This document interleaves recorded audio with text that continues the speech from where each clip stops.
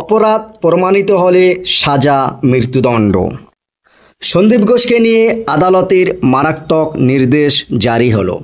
কারণ আর.জি. কর কাণ্ডে মারাত্মক ধরনের অপরাধে জড়িত থাকার জন্য সন্দীপ ঘোষের জামিন খারিজ করে দিয়েছে শিয়ালদহ আদালত এবং খুন ও ধর্ষণের মামলায়ও জামিন খারিজ করে বিস্ফোরক মন্তব্য করেন বিচারক যে অপরাধ প্রমাণিত হলে ক্যাপিটাল পানিশমেন্ট অর্থাৎ অপরাধ প্রমাণিত হলে সাজা মৃত্যুদণ্ড।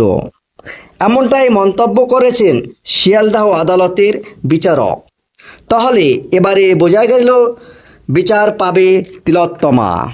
আর একটা স্পষ্ট হয়ে যাচ্ছে যে তদন্তকারী এজেন্সি বসে নেই। তারা অবশ্য এতদিনে তাদের তদন্তের কাজ অনেক এগিয়ে এনেছে। সন্দীপের বিরুদ্ধে তথ্য প্রমাণ লোপাট, তিলোত্তমার পরিবারকে বিভ্রান্ত করা, এমনকি সরাসরি হত্যার সাথে জড়িত থাকার অভিযোগ আছে তার বিরুদ্ধে। সেমিনার রুমের বিতর্কিত ভিডিওতে দেখা গিয়েছে বারবার সন্দীপ ঘনিষ্ঠদের। তা নিয়েও সন্দেহের শেষ নেই। আদালত সরাসরি জানিয়ে দিয়েছে অপরাধ প্রমাণিত হলেই মৃত্যুদণ্ড। কারণ এই ধরনের অপরাধের কোনো ক্ষমা হয় না।